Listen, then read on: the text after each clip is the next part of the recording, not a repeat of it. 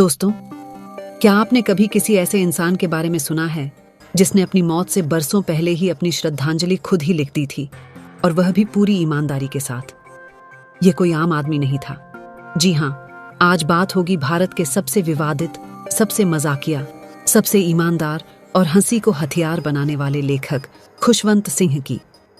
पहले यह जान लेते हैं कि उन्होंने श्रद्धांजलि स्वरूप अपने समाधि लेख में क्या लिखा था। उन्होंने लिखा, Here lies one who spared neither man nor God. Waste not your tears on him. He was a sword. Writing nasty things he regarded as great fun. Thank the Lord he is dead, this son of a gun. अगर इसको हिंदी में समझें तो इसका अर्थ कुछ यूं निकलेगा, यहां सोया है वह जिसने न आदमी बख्शा न भगवान, उस पर आंसू न बहाओ। वह था एक नालायक इंसान। गंदी बातें लिखना उसे लगता था बड़ा मजेदार काम। शुक्र है खुदा का उस बदमाश का अब हो गया काम तमाम। खुद के लिए ऐसी बातें लिखने वाले खुशवंत सिंह का जन्म सन 1915 में पाकिस्तान के पंजाब में हुआ। उनकी शिक्षा government college Lahore, Kings college London और फिर कैम्ब्रिज यूनिवर्सिटी में संपन्न हुई। पढ़ाई के बाद उन्होंने लाहौर में बतौर वकील प्रैक्टिस शुरू की, परंतु यह व्यवसाय उन्हें रास न आया। वो कहते थे कि दूसरों के विवाद सुलझाने में मैं अपनी जिंदगी नहीं खपा सकता। 1947 में भारत पाकिस्तान बंटवारे के दौरान उनका परिवार भारत आकर दिल्ली रहने लगा। थोड़े समय के लिए उन्होंने बतौर डिप्लोमेट कार्य किया, लेकिन यह ज्यादा दिन नहीं चला। वे लेखन की दुनिया में लौट आए। 1956 में विभाजन की त्रासदी पर आधारित उपन्यास ट्रेन टू पाकिस्तान से उनको अप्रत्याशित सफलता और शोहरत मिली। उनकी अन्य प्रसिद्ध रचनाओं में Delhi, the company of women, history of the Sikhs इत्यादि शामिल हैं। लेकिन उनकी सबसे चर्चित पुस्तक रही उनकी आत्मकथा truth, love and a little malice.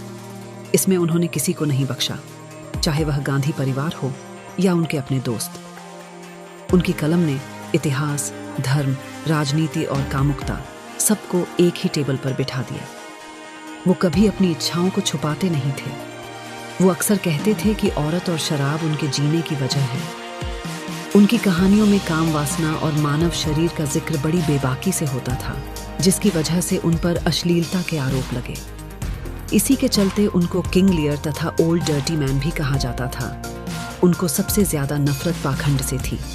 वो कहते थे कि मैं पाखंडी नैतिकता से ज्यादा ईमानदार अनैतिकता को पसंद करता हूँ।